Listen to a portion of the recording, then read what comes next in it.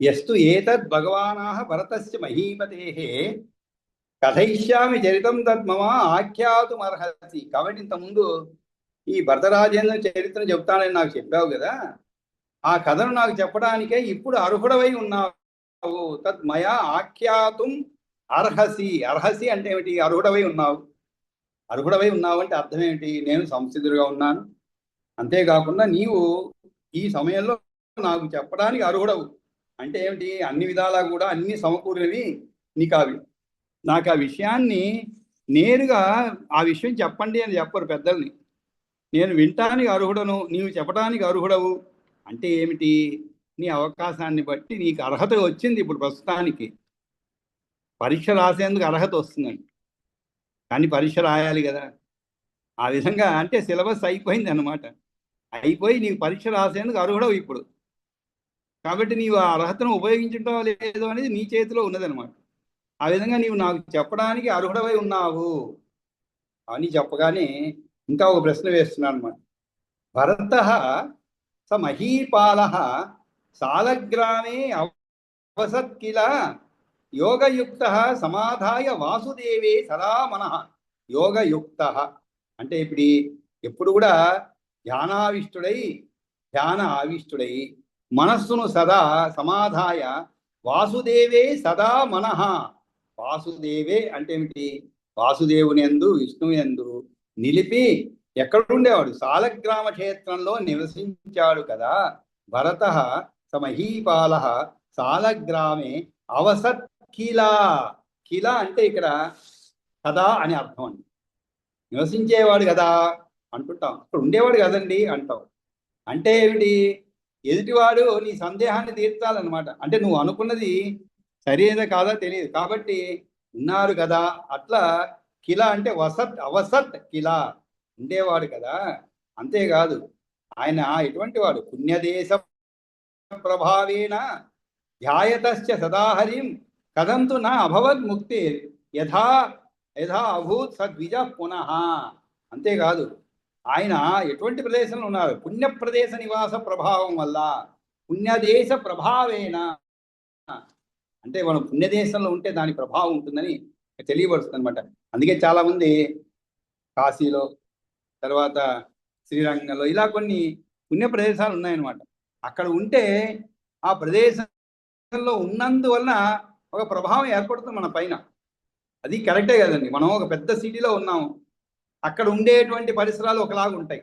ఎంతసేపటి కూడా ఈ లౌకిక ప్రపంచం గురించి ఆలోచనలు, వాళ్ళ ఫ్యాషన్లు, తర్వాత వాళ్ళ వేగము అలా ఉంటుందన్నమాట.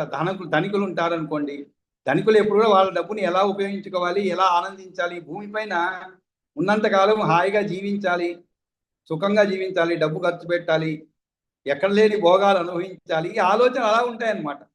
అదే మీరు ఒక పుణ్య ప్రదేశంలో ఉన్నారనుకోండి, అక్కడ ఉండేటువంటి ఆలోచన ఎలా ఉంటాయి? ఎప్పుడు మనం ముక్తికి మోక్షానికి కావలసినటువంటి మార్గాన్ని వెతుక్కుంటూ ఉంటారు, ఎల్లప్పుడూ కూడా దైవ చింతనలో ఉంటారు. అంతేగాని ఈ లౌకిక ప్రపంచం పైన, ఇహం పైన అంత మోహం ఉండదు వాళ్ళకి. పరం గురించి ఆలోచిస్తూ ఉంటారు అనమాట. అంటే ఇక్కడ ఉన్నదాన్ని ఏదో వస్తూ ఉంటుంది, జీవిస్తూ ఉంటారు, అంతేగాని దానిపైన పెద్ద తాపత్రయం అంటూ ఉండదు అనమాట. ఎంతసేపటికి మనం ఎన్ని కార్లు కొందామా, లేదా ఎన్ని నగలు కొనుక్కుందామా, ఎంత బంగారం కొనుక్కుందామా, ఎన్ని ఇళ్ళు కొనుక్కుందామా, ఎన్ని విల్లాలు కొనుక్కుందామా, ఇలాంటి ఆలోచనలు వచ్చినప్పుడు ఏమవుతుంది? మీకు ధనార్జన పైన మొహం, ధనార్జన పైన ఎక్కువ ఆశ కలుగుతుంది అనమాట. ఎందుకంటే మీకు ప్రస్తుత పరిస్థితిలో అదే అనమాట తేడా. మనకి పూర్వకాలం అంటే మనం ఒక 20 సంవత్సరాలు 30 సంవత్సరాల ముందు వాళ్ళకును ప్రస్తుతం వాళ్ళకి తేడా అదే.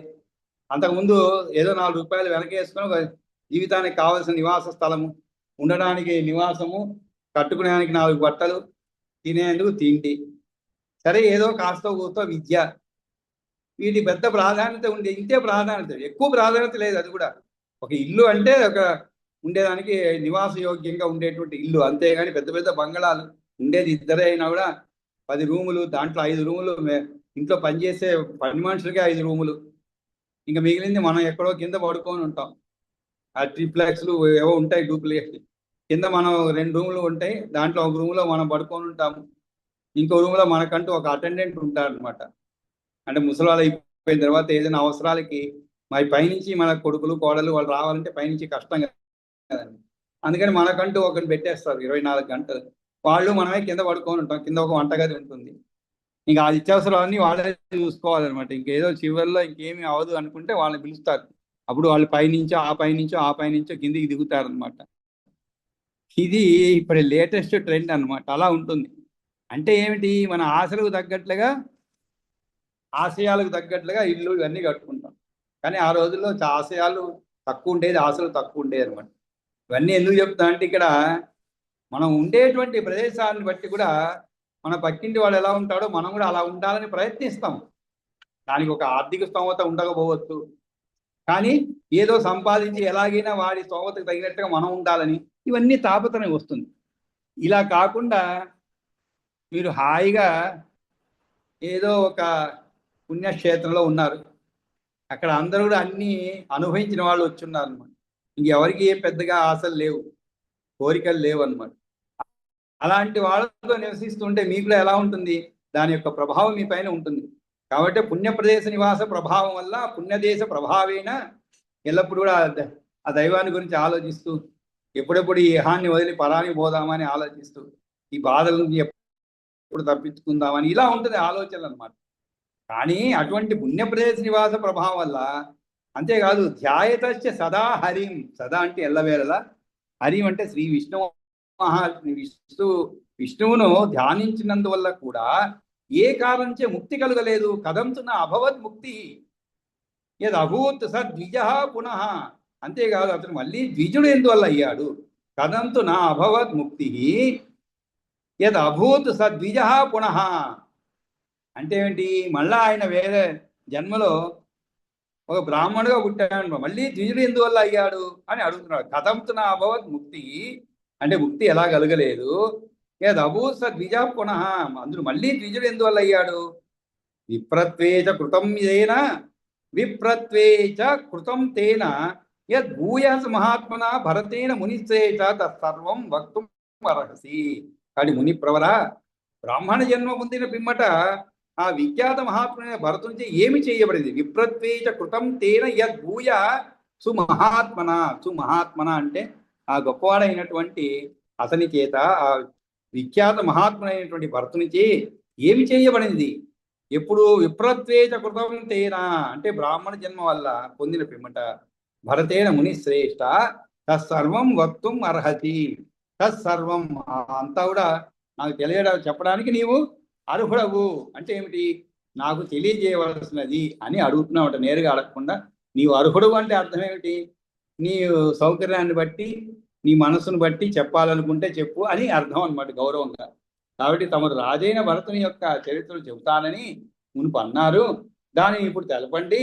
ఆ భరతుడు సాలగ్రామ క్షేత్రముందు నివసించినాడు. యోగయుక్తై మనసును ఒక దగ్గర నిలిపి శ్రీ వాసుదేవుని అందే బుద్ధి గలవాడై ధ్యానం చేస్తుంటాడట. పుణ్యదేశ ప్రభావం చేత ఎల్లవేళలా శ్రీహరినే చింతించే ఆయనకు ముక్తి ఎందుకు కలగలేదు. ఆయన మరుసటి జన్మలో బ్రాహ్మణుడైనాడట. అప్పుడు ఆయన ఏ విధమైన సాధన చేరినాడు, ఎట్లా ప్రవర్తించినాడో ఆ ముచ్చటంతా వివరంగా చెప్పండి మునిశ్రేష్ఠ అని కోరినాడు మైత్రేయుడు. మరి ఆ తర్వాత పరాశరుడు ఏం చెప్పాడు, దానికి మైత్రేయుడికి సమాధానం అంటే, సాలగ్రామే మహాభాగో భగవన్ న్యస్తమానస సౌవాస చిరంకాలం మైత్రేయ పృథ్వీపతి. మైత్రేయ ఆ మహాభావుడైనటువంటి పృథివీపతి, పృథివీ అంటే భూమి అండి, అంటే ధరణీపతి అంటే రాజు అన్నమాట. మహాభాగుడైన ధరణీపతి భగవంతునిపై చిత్తం లగ్నం చేసి అంటే ధ్యానం చేస్తూ భగవన్ న్యస్త మానస, న్యస్త అంటే ఉంచబడిన, భగవన్ న్యస్త మానస అంటే ఏమిటి, భగవంతుని యందు ఉంచబడినటువంటి మనస్సు గలవాడై భగవన్ న్యస్త మానస స ఉవాస చిరంకాలం, చాలా కాలం సాలగ్రామం నివసించేవాడు మైత్రేయ పృథ్వీపతి. అహింసాది అహింసాదిష్వశేషేషు అహింసాదిషు అశేషేషు అంటే ఏమిటి, గుణేషు గుణినాం వరహ, గుణినాం వరహ అంటే శ్రేష్ఠుడు అండి. గుణినాం అంటే ఏమిటి, సద్గుణములు కలిగినటువంటి, అంటే సత్పురుషుల్లో కూడా సత్పురుషుడు అంటే ఏమిటి, చాలా ఇప్పుడు కరుణ కలిగి ఉన్నాం, అది ఒక గుణం. కరుణ జంతువులు ఎందుకు కరుణ కలిగి ఉండటం, కానీ కొన్ని జంతువులు ఎందుకు గుణం కలిగి ఉండటం, కొన్ని జంతువుల ఎందు మనం కరుణ చూపటం అనేది అది ఒక సద్గుణం అన్నమాట. కానీ అన్ని జంతువుల యందు కూడా, అన్ని ప్రాణుల యందు కూడా చూపడం అనేది ఉత్తమోత్తమ గుణం అన్నమాట. అంటే ఏమిటి? సత్పురుషుల్లోకెల్లా, సద్గుణంలోకెల్లా సద్గుణమైనటువంటి గుణము కలిగినటువంటి. అందుకనే ఇక్కడ సాలగ్రామే మహాభాగో భగవన్యస్తమానస సువా చిరంకాలం మైత్రే పృథ్వీవతి అహింసాదిషు అశేషేషు. అశేషేషు అంటే ఏమిటి? అనేకమైనటువంటి ఉత్తమమైనటువంటి సమస్త గుణేషు గుణినాం వరహ, అటువంటి సమస్త గుణాలలోనూ అంతరింద్రియ నిగ్రహంలోనూ అవాప వరమాం కాష్టాం మనసశ్చాపి సంయమే. మనసశ్చ అపి సంయమే. సంయమం అంటే ఏమిటి? నిగ్రహం అన్నమాట. అంతరింద్రియ నిగ్రహంలోనూ ఉత్తమమైన ఉత్కర్షను పొందాడు అన్నమాట. ఇక్కడ ఇంత ముందులో చెప్పుకున్న అంటే ఇంద్రియ నిగ్రహం అంటే ఏమిటి అనేది, ఉత్తమమైన ఇంద్రియ నిగ్రహం అంటే ఏమిటి, ఎటువంటి పరిస్థితిలో కూడా అంటే ఏమిటి, మనము ఒక కారణము లేకుండా కూడా ఇంద్రియ నిగ్రహం ఉండటం అన్నమాట. కారణం లేకుండానే. అందుకే కొన్ని ఉదాహరణలు చెప్పుకున్నాం. మనకి మధుమేహం వ్యాధి వచ్చింది అనుకోండి, చక్కెర వ్యాధి చాలా కామన్ ఈ రోజుల్లో, అందరికీ వచ్చేస్తుంది అనమాట. ఈరోజు కాస్తో కూస్తో ఉంటుంది ప్రతి ఒక్కరికి కూడా. అది కారణాలు చాలా ఉన్నాయి అనుకోండి, మనం ఇప్పుడు కారణాల గురించి అవసరం లేదు. కానీ ఆ వ్యాధి ఈ మధ్య కాలంలో చాలా ప్రబలిందండి. చిన్నపిల్లలు కూడా వస్తున్నది, పెద్దవాళ్ళు వస్తున్నది, వయసుతో సంబంధం లేదు. ఒకానొకప్పుడు ఒక 30-40 సంవత్సరాల క్రితం చక్కెర వ్యాధి అంటే, అది డయాబెటీస్ అంటే చాలా అరుదైనటువంటి వ్యాధి. ఇప్పుడు చాలా సాధారణమైనటువంటి వ్యాధి, ఎవరు దానికి భయపడటం లేదు, అది తీవ్రమైతే తప్ప. అలాగా ఇక్కడ అలా వచ్చిన వ్యక్తి నిగ్రహంతో ఉండడం సాధారణమే. పండ్లు తినకూడదు అంటే, తీపి పదార్థాలు తినకూడదు, అది ఇంద్రియ నిగ్రహమే. కానీ ఎందుకని? అవి తినకూడదు కాబట్టి ఆరోగ్యపరంగా ఇంద్రియ నిగ్రహం వచ్చింది. అలా కాకుండా అన్నీ తినగలిగేటువంటి యోగ్యత ఉండి కూడా, అన్నీ అనుభవించే యోగ్యత ఉండి కూడా ఇంద్రియ నిగ్రహం అనేది అసలైన నిగ్రహం అన్నమాట. అన్ని యోగ్యత ఉంటాయి, నా ఇంట్లో అన్నీ ఉంటాయి, కారు ఉంటాయి, అన్నీ ఉంటాయి అనమాట. కానీ నాకు ఎందుకో వాటిపైన విముఖత. సరదా 2 వీలర్ తీసుకొని వెళ్ళిపోతూ ఉంటాం, అది ఇంద్రియ నిగ్రహం. అదే మీరు కారు తోలడానికి రాదు, కారు ఉంది ఇంట్లో, కారులో పోలేరు, అది ఇంద్రియ నిగ్రహమే. కానీ ఎందువల్ల నిగ్రహం? అది కారణం వేరు. ఇక్కడ దాన్ని మనం అనుభవించేటువంటి యోగ్యత లేదు. కారు అయితే కొని పెట్టుకున్నారు, ప్రతిసారి ఒక డ్రైవర్ని పిలవాలి ఎక్కడికి పోవాలన్నా కూడా, దానికి ఒక ఖర్చు ఇంత. దానికోసం ఏం చేస్తారు మీరు? కారు ఉండాలి, స్టేటస్ సింబల్, ఎప్పుడైనా పోవచ్చు కదా అని. అది కాదు ఇంద్రియ నిగ్రహం అంటే. అసలైన ఇంద్రియ నిగ్రహం, మీ డ్రైవింగ్ వచ్చు, అన్నీ వచ్చు, కానీ అనవసరంగా కారు ఎందుకులే 2 వీలర్లో పోదామని అనుకుంటారు, అది ఇంద్రియ నిగ్రహం. అంటే ఇక్కడ అవసరాన్ని బట్టి కాకుండా ఎల్లప్పుడూ కూడా అటువంటి నిగ్రహాలు లేదు. దానికే ఇక్కడ భగవంతుని చిత్తం లగ్నం చేశాను చెప్పి, సమస్త గుణాల్లోనూ అంతరింద్రియ నిగ్రహంలోనూ ఉత్తమమైన ఉత్కర్షను పొందాడు అనమాట. అవాప అంటే పొందడం. అవాప పరమాం కాష్టాం మనసశ్చాపి సంయమే. యజ్ఞేశాచ్యుత గోవింద మాధవానంత కేశవ కృష్ణ విష్ణు ఋషికేశేచి యాహ రాజాస కేవలం. ఆయన ఎప్పుడు కూడా, చాలా మంది చూస్తుంటామండి, ఎప్పుడు హరి ఓం, హరే రామ, హరే కృష్ణ, ఏదో ఒకటి చెప్తూనే ఉంటారు, ఎల్లప్పుడూ ఆ దైవ ధ్యానంలో ఉంటారు. కొంతమంది ఈ మధ్య కాలంలో చూస్తున్నాను, సాయి భక్తులు అంటే ఎవరిని ఇచ్చేయట్లేదండి, అంటే కృష్ణ చేయటం లేదు, మాట్లాడేది ఓం సాయి, ఓం సాయి అంటుంటారు. అంటే మనసు ఎక్కడో ఉండొచ్చు, మాట మాత్రం ఎప్పుడు సాయి సాయి, ప్రతి మాటగా ఒకసారి ఓం సాయి సాయి సాయి ఇలా అంటుంటారు. ఇట్లా ఇక్కడ వేరేది ఆయనకి ధ్యానం ఉండదు, వేరే ధ్యాస ఉండదు. ఎప్పుడు కూడా యజ్ఞేశ అచ్యుత, ఆ భరతమహీపతి కేవలం యజ్ఞేశ అంటే యజ్ఞములకెల్లా అధిపతి అంటే విష్ణుమూర్తి. యజ్ఞేశ అచ్యుత గోవింద మాధవ అనంత కేశవ కృష్ణ విష్ణు ఋషికేశ ఇతి ఆహా. ఇతి అంటే అని, ఆహా అంటే పలకటం. కాబట్టి ఈ వాసుదేవ నామాలనే ఉచ్చరించాడు అనమాట. అనే హరి 10 నామాలనే ఉచ్చరించాడు. అంటే ఏమిటి? ఆయనకి వేరేది తెలియదు అనమాట, ఇవి తప్ప. కాబట్టి ఆ భరతుడు సద్గుణములు కలిగిన వారిలో శ్రేష్ఠుడు కనుక అహింసాములైన గుణాలు మరియు మనస్సును అదుపులో ఉంచుకోవడం అందున్నో చిట్ట చివరిదైన దశను చేరుకున్నాడు. అంతేకాదు యజ్ఞేశ అచ్యుత గోవింద మాధవ అనంత కేశవ కృష్ణ విష్ణు ఋషికేశ ఇత్యాహ రాజాత కేవలం. ఎల్లప్పుడు కూడా యజ్ఞేశ అచ్యుత గోవింద మాధవ అనంత కేశవ కృష్ణ విష్ణు ఋషికేశ అని భగవంతుని పేర్లనే పలుకుతుండేవాడు. వాసుదేవా నీకు నమస్కారం అయ్యా అంటుండేవాడు అనమాట. ఆ తర్వాత నా అన్య జగాద మైత్రేయ, నా అన్య జగాద. ఆయన ఎప్పుడు కూడా భరతుడు భగవన్నామాలు తప్ప మరో మాట మాట్లాడేవాడు కాదు. నా అన్య జగా అద జగాద మైత్రేయ కించి స్వప్నాంతరే అపిచ. అంతేకాదు, మామూలుగానే కాదు, కలలో కూడా అనేవాడు కాదు. ఇంకేది వేరే దాన్ని కలలో కూడా అనేవాడు కాదు.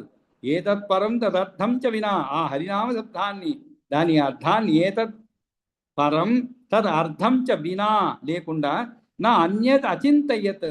అచింత అంటే తలంచడం అనమాట. అంటే ఈ అర్థాన్ని తప్ప మరొకటి ఏదీ కూడా మనస్సులో తలచేవాడు కాదు అన్నమాట. అటువంటి వాడు ఈ భరతుడు. ఆ తరువాత సమిత్ పుష్ప కుశాదానం చక్రే దేవ క్రియాకృతే, నా అన్యాని చక్రే కర్మాని నిస్సంగో యోగతాపథ. ఆ నిస్సంగుడు అంటే ఏమిటండి? అంటే ఎటువంటి సాంగత్యం లేనటువంటి వాడు. అంటే ఏమిటి? దేనిపైన కూడా ఎక్కువ సాంగత్యాన్ని ఉంచుకునేవాడు కాదు.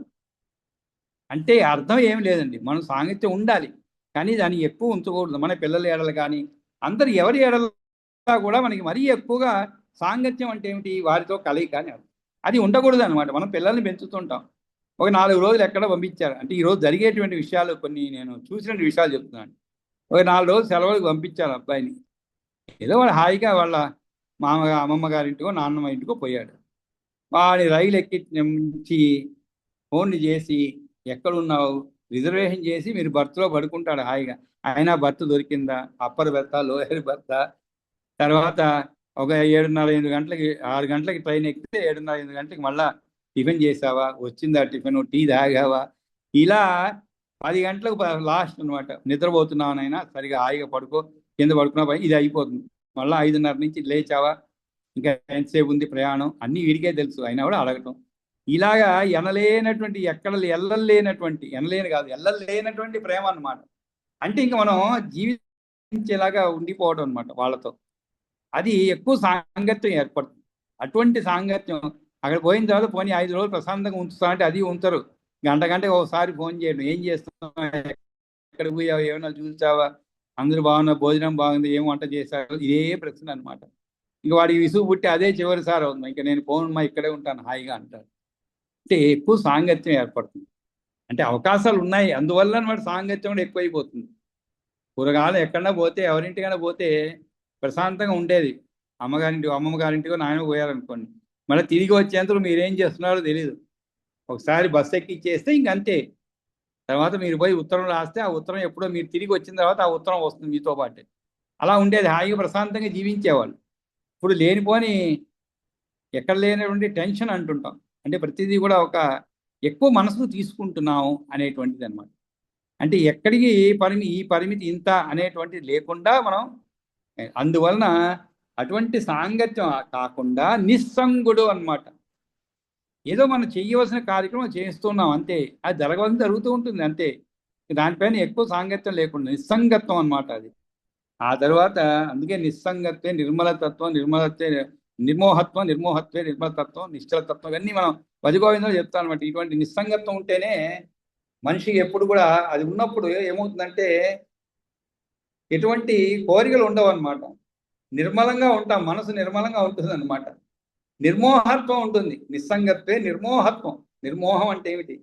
దేనిపైన కూడా మరీ ఎక్కువగా ఆశ కానీ లేదు, ఎక్కువగా దాని గురించి ఆలోచించడం అవన్నీ ఉండవు అనమాట. నిస్సంగత్వం వల్లనే అది.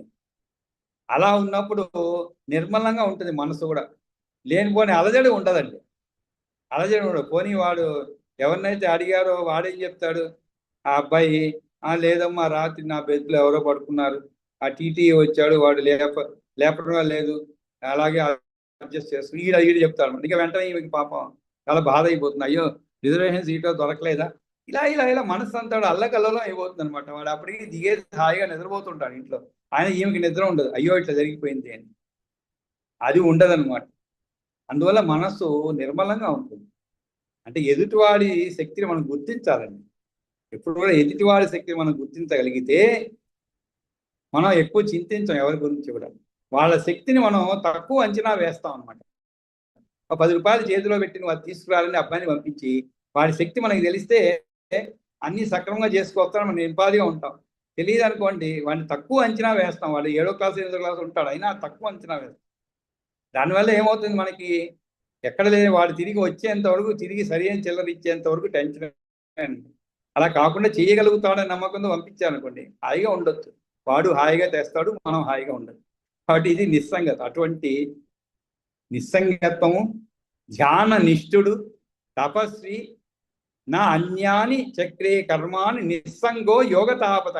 భర్తడు దేవపూజా నిమిత్తము సమిత్ పుష్ప కుశాదానం, సమిదలు పుష్పాలు, కుశ ఆదానం అంటే తెచ్చుకోవడం.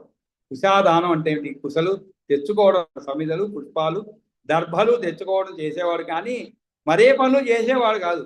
చక్రే దేవక్రియాకృతే, దేవక్రియాకృతే అంటే దైవ కార్యం కోసం వీటిని అన్నిటిని తెచ్చుకోవడం, ఆ దైవ ధ్యానంలో ఆయన్ని స్మరిస్తూ ఉండడం, ఇవే పని అన్నమాట. ఇక వారికి వేరే పనే లేదు, వేరే ఆలోచన లేదు. ఇలాగా ఆయన జీవితం గలిపాడు. సమిత్ పుష్ప కుశాదానం చక్రే దేవ క్రియాకృతే నా అన్యాని చక్రే కర్మాణి నిస్సంగో యోగ తాపత జగామసో అభిషేకార్థం ఏకదాతు మహానది సస్నవదత్రతా చక్రే స్నానస్యానంతర క్రియా. అటువంటి ఆయన భర్తుడు ఏం చేశాడు, ఒకరోజు స్నానం కోసం నదికి పోయాడండి. అంటే స్నానానికి నదులకే పోయేవాళ్ళు ఆ రోజులు. ఇప్పుడైతే ఇళ్లలో కొళాయి తిప్పుకుంటే నీళ్ళు వస్తుంది. ఆ నీళ్ళు ఎట్లాగా, మనం కాళ్ళ దగ్గర ఉండే నీటిని తలపైకి తీసుకుపోతాం. ఓవర్ హెడ్ ట్యాంక్ తీసుకుపోయి తలపైన పోసుకుంటాం మళ్ళా. అంతేగాని బావి ఉంటే కూడా దానికి మోటార్ బిగించేసి, ఆ మోటార్ అంటే కాలి దగ్గర ఉన్న నీళ్ళని తలపైకి తీసుకొని పోయి మళ్ళీ తలపై నుంచి మన తలపైకి తెచ్చుకుంటాం నీళ్లు. ఇలాగన్నమాట. బావి ఉన్నా కూడా దానికి ఒక మోటార్ ఫిట్ చేస్తాం, మోటార్ ఆన్ చేయాలి, పైకి నీళ్లు పోవాలి. కానీ ఆ రోజుల్లో హాయిగా ప్రశాంతంగా పారేటువంటి నది ఉండేది అన్నమాట. అందుకనే పూర్వకాలం చెప్పి ప్రాథమిక అవసరాలు తీర్చేటువంటి ఉన్నటువంటి ప్రదేశాల్లోనే ఉండాలి అన్నమాట. ఎప్పుడు ఎడతెగక పారు నీరు, ఎప్పుడు ఎడతెగక పారు నీరు అనేటి నదులు ఉండే చోటే ఉండాలి. అంతేకాదు ఆ ఊర్లో ఒక బ్రాహ్మణుడు ఉండాలి, ద్విజుడు. అంతేకాదు అప్పిచ్చువాడు, అప్పు ఇచ్చువాడు అంటే మనకి అవసరానికి డబ్బిచ్చేవాడు ద్విజుడు, వైద్యుడు. వీళ్ళున్న చోటనే నీరు, సదా ప్రవహించే నీరు ఉన్న చోటనే నివాసం ఉండాలి అని చక్కగా చెప్పండి. చూడండి మరి బ్రాహ్మణుడు ఎందుకండి, మంచి చెడు చెప్పేదానికి. ద్విజుడు, తర్వాత అప్పిచ్చువాడు, ద్విజుడు అప్పిచ్చేవాడు. మనకి ఆర్థికంగా ఏదైనా ఇబ్బందులు వచ్చాయనుకోండి, మన దగ్గర పైసలు లేవు, సడన్గా అవసరం పడిందంటే ఇది అప్పిచ్చే ఒక ఉండాలన్నమాట ఆ ఊళ్ళో. అటువంటి ప్రదేశం అనువైన ప్రదేశం దేనికి, నివాసానికి. వీటిలో ఏది లేదన్నా కూడా అది నివాసయోగ్యమైన ప్రదేశం కాదు. ఆ విధంగా ఇక్కడ ఎప్పుడూ ప్రవహించేటువంటి నదికి, ఆ నదిలో స్నానం చేశాడు అనమాట. ఆ రాజయోగి స్నానం చేయడానికి మహానదికి వెళ్ళాడు. జగామసో అభిషేకార్థం ఏకదాతు మహానది సస్నౌ తత్ర తదా. అప్పుడు ఆయన ఆ నదిలో స్నానం చేశాడు. అక్కడ స్నానం చేసిన తర్వాత చక్రే అంటే చేశాడు, స్నానస్య అంతర క్రియా, స్నానస్యానంతర క్రియా. అంతర అంటే మధ్యలో, అనంతరం అంటే తర్వాత. స్నానస్యానంతర క్రియా అంటే స్నానం చేసిన తర్వాత ఏం చేస్తాం మనం అంటే, మనం అంటే ఈరోజు చాలా మంది చేయట్లేదు అనుకోండి. స్నానం చేసి బట్టలు వేసుకొని పరిగెత్తుంటారు ఆఫీసుకి. కానీ మనం స్నానం చేసిన తర్వాత సంధ్యావందనము, భగవన్నామస్మరణము, దీపారాధన చేయడము, లేదు భగవద్ జపాది కార్యక్రమం, ఇవన్నీ కూడా అన్నమాట. కాబట్టి దానినే స్నానానంతరము, స్నానస్యానంతర క్రియా అని ఒకే పదంలో చెప్పబడింది అన్నమాట. అటువంటి కార్యాలన్నీ కూడా ఆయన విధి విహిత కృత్యాలన్నీ కూడా ఆచరించాడు. అప్పుడు ఆ జగామ తత్తీర్థం జలం పాతం పిపాసిత. అప్పుడు ఈయన అలా అక్కడ స్నానం చేసి అన్ని కార్యక్రమాలు ముగించుకున్న సమయానికి ఆ జగామ, అప్పుడు అక్కడికి ఆ జగామ అంటే వచ్చిందన్నమాట. ఏమిటి, ఎక్కడికి? తత్తీర్థం, ఆ నది. తీర్థం అంటే పుణ్యస్థలం అని అర్థం, పుణ్య నది అని, పుణ్య ప్రవహించేటువంటి ప్రదేశము. స్నానాది కార్యక్రమాలు చేసుకునేందుకు సౌకర్యంగా ఉండేటువంటి నదులు అన్నమాట. దాన్ని తీర్థం అంటారు. ఆ తత్తీర్థం జలం పాతుం పిపాసిత. పిపాసిత అంటే ఏమిటి, చాలా దప్పిక ఉన్నదై ఏమి అక్కడికి ఒక ఏమొచ్చినది, ఆసన్న సస్నౌ తత్ర చక్రే ఆసన్న ప్రసవ బ్రహ్మన్ ఏకైవ హరిణీ వనాత్. ఇప్పుడు ఆ సమయంలో అక్కడికి జగామసౌ అంటే అక్కడికి ఆ నది దగ్గరికి ఆసన్న ప్రసవ అంటే ఏమిటి? ఆసన్న అంటే సమీపించిన, ప్రసవ అంటే ఏమిటి? ప్రసవ కాలం సమీపించిన అని. అంటే ఇంకా కొద్ది రోజుల్లోనే ప్రసవించబోతుంది అన్నమాట. అటువంటి ఒక ఆడలేడి నీరు త్రాగడానికి వచ్చింది అక్కడికి, ఆ ఏటి గట్టుకి. అది కూడా దప్పిక కొన్నదైనా పిపాసిత. పిపాసిత అంటే స్త్రీలింగం. పాతం అంటే తాగడానికి, జలం, నీరు. అక్కడికి వచ్చిందనమాట. చాలా దప్పికొన్నదై వచ్చి, అది ఎలా ఉన్నది? ఆసన్న ప్రసవ బ్రహ్మన్ ఏకైవ హరిణీ వనాత్. వనాత్ అంటే దగ్గరలో ఉన్నటువంటి వనం నుండి, ఆ యొక్క అడవి నుండి నీరు తాగడానికి వచ్చింది. అది కూడా ఒకటే వచ్చిందన్నమాట. ఆ స్త్రీ ఒకటే వచ్చినది. అది కూడా రేపో మాపో ఈయనట్టున్నటువంటి, అది తనకు తోడు ఎవరు లేకుండానే ఒంటరిగా బ్రహ్మన్ ఏకైవ హరిణీ వనాత్. ఏకైవ అంటే ఒకటిగా వచ్చిందనమాట. అంటే పాపం తోడు లేదు దానికి, మగ లేదనమాట. ఆ వచ్చినది. అప్పుడు ఏం జరిగినది ఆ సమయంలో? తతః సంభవత్తత్ర పీతప్రాయే జలేతయ. తయ అంటే దాని చేత, హరిణి చేత నీరు తాగడం పూర్తయ్యే సమయంలో పీతప్రాయే జలేతయ సమభవత్తత్ర సింహస్య నాద సుమహాన్ సర్వప్రాణి భయంకర. అప్పుడు సింహస్య నాద, ఆ సింహము నాదం ఒకటి మిక్కిలి గట్టిగా వినవచ్చింది అన్నమాట. సుమహాన్ అంటే చాలా గట్టిగా వినవచ్చింది అన్నమాట. అది కూడా ఎలాగా? సర్వప్రాణి భయంకర. భయంకర అంటే ఏమిటి? భయమును కలిగించేటువంటిది అన్నమాట. ఎవరికి? సర్వప్రాణి భయంకర, అన్ని ప్రాణులకు కూడా భయంకర. సింహనాదం మిక్కిలి గట్టిగా వినవచ్చింది అనమాట. సమస్త ప్రాణి కోటికి భయమును కలిగిస్తూ సింహనాదం మిక్కిలి గట్టిగా వినవచ్చింది. తతస్సా సహసా త్రాసాత్ ఆప్లుత నిమ్నగాతటం. అంతటా లేడి భయపడిపోయి కంగారుగా సహసా త్రాసాద్ నది ఒడ్డు మీదకు ఒక్కమారు గెంతింది అనమాట. ఒడ్డుపైకి త్రాగటం పూర్తయ్యే సమయంలో అక్కడ సమస్త ప్రాణి కోటికి భయమును కలిగిస్తూ సింహనాదం మిక్కిలి గట్టిగా వినవచ్చింది.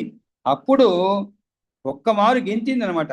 అది మరీ పైకి ఎగిరిన కారణంచి అతి ఉచ్చ ఆరోహణేన అస్య అత్యుచ్చారోహేణ అత్యుచ్చారోహణేన. ఆరోహణేన అంటే ఏమిటి? పైకి ఎగరడం, ఎక్కడ ఎత్తుగా ఎగరడం అనమాట. అంటే అతి ఉచ్చ అంటే చాలా, అది పాపం చాలా ఎక్కువ ఎత్తుగా ఎగిరింది అనమాట భయానికి. అప్పుడు ఏం జరిగినది? నద్యాం గర్భపాత.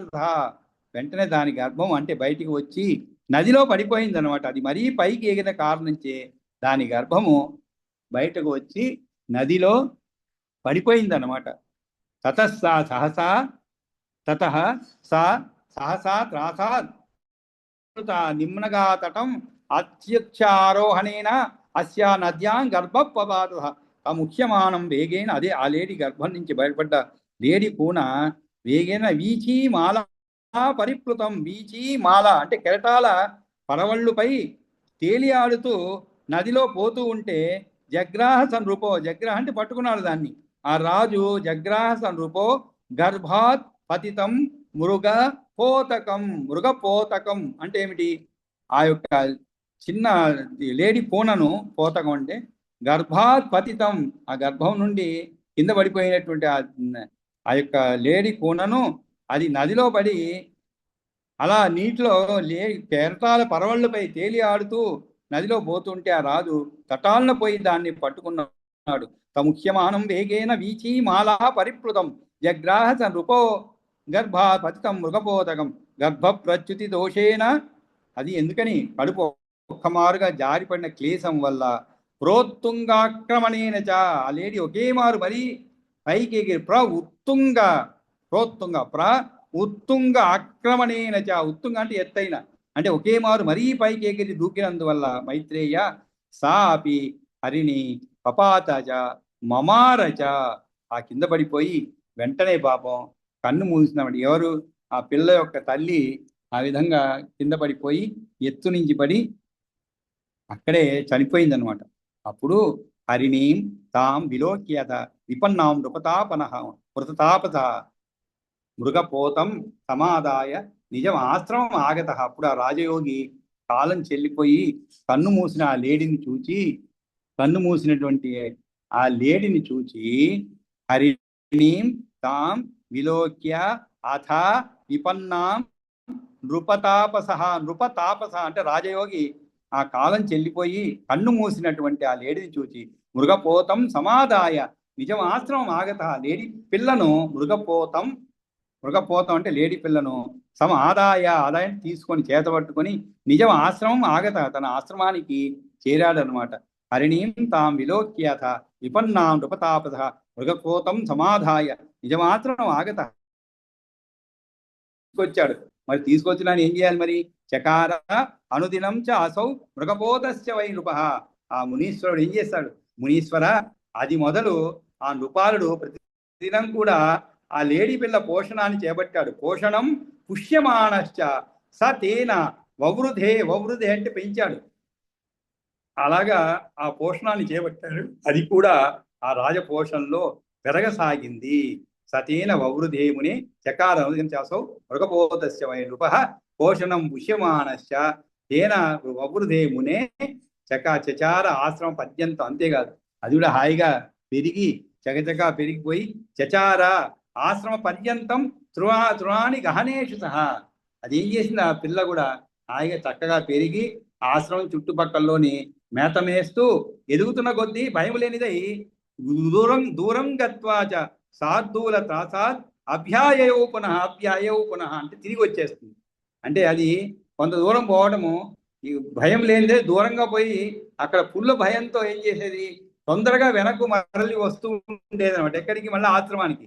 సాధూల త్రాసాద్ అభ్యాయౌ పునః అంటే మళ్ళా తిరిగి వచ్చేసేది అనమాట. అంటే కొంత దూరం పోయేది, కానీ దానికి భయం వేసేది అనమాట. అందువల్ల మళ్ళా తిరిగి వచ్చేసేది అనమాట. ఆ విధంగా ప్రాతః గత్వా అతి దూరం, ఉదయమే చాలా దూరం పోయేది. ప్రాతః గత్వా అతి దూరం చ సాయం ఆయాత్ యథా ఆశ్రమం. సాయంకాలానికి మళ్ళీ ఆశ్రమానికి యథాప్రకారంగా తిరిగి వచ్చేది. పునశ్చ భరతస్య భూ. ఈ విధంగా అది భరతుని ఆశ్రమ పర్ణశాల ప్రాంగణంలో ఉండేది. భరతస్యాహూద్ ఆశ్రమస్య ఉటజాదిరే. ఉటజ అంటే ఏమిటి? పర్ణశాల. ఉటజాదిరి అంటే ఆ పర్ణశాల ప్రాంగణంలో, ఆ భరతుని పర్ణశాల ఆశ్రమ పర్ణశాల ప్రాంగణంలో తిరుగుతూ ఉండేది అన్నమాట. ఈ విధంగా ఆ యొక్క జింక పిల్ల తిరుగుతూ ఉండేది. మరి ఆ తర్వాత ఏం జరిగింది అనేది మనం రేపు క్లాసులో చెప్పుకున్నాం. ఈ రోజుకి ఇక్కడికి సెలవు తీసుకుందామని మంగళం పాడుతున్నాము. స్వస్తి ప్రజాభ్య పరిపాలయంతాం న్యాయేన మార్గేణ మహీమహీషా గోబ్రాహ్మణేభ్య సుమోత్త నిత్యం లోకా సమస్తాదుగ్నో భవంతు. కాలే వర్షపర్జన్య పృథివీ సస్యశాలినీ దేశోయం శోభరహితో బ్రాహ్మణ తంతు నిర్భయ అపుత్ర పుత్రిణత్తంతు పుత్రిణత్తంతు పౌత్రిణః ధనాత్తనాత్తంతు జీవంతు దృఢదాతితం. కాయేన వాచా మనసేంద్రియైర్వా బుద్ధ్యాత్మనా వా ప్రకృతే స్వభావాత్ కరోమి యద్యత్ సకలం పరస్మై నారాయణ సమర్పయామి. యదక్షపదభ్రష్టం మాత్రాహీనం తద్భవే తత్సర్వం క్షమ్యతాం దేవనారాయణ నమోస్తు తే. విసర్గబిందుమాత్రాని పదపాదాక్షరాణి చ న్యూనాని చ అతిరిక్తాని క్షమస్వ మహేశ్వర. కాబట్టి మనం మిగిలిన శ్లోకాలు రేపు చదువుకున్నాను. సర్వే జన సుఖినో భవంతు. అందరికీ నమస్కారం.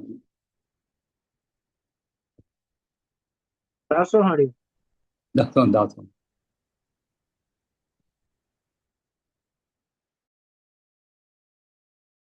దాసోహం బాబు.